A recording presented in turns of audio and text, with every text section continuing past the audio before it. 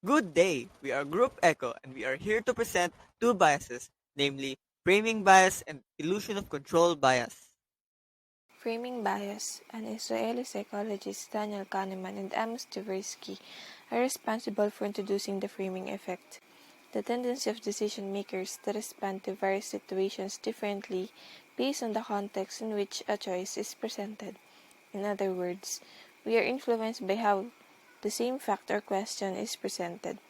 The same facts presented in two different ways can lead to people making different judgments or decisions. In behavioral finance, investors may react to a particular opportunity differently depending on how it is presented to them. The framing effect is specifically when the outcome between the two options is the same.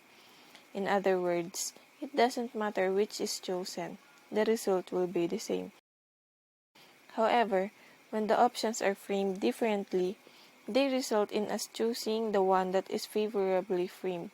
So it comes to the framing effect, we tend to choose the option that comes across as a gain as opposed to a loss. The frame that a decision maker adopts is controlled partly by the formulation of the problem and partly by the norms, habits, and personal characteristics of the decision maker. Framing bias has a subcategorical phenomenon known as narrow framing.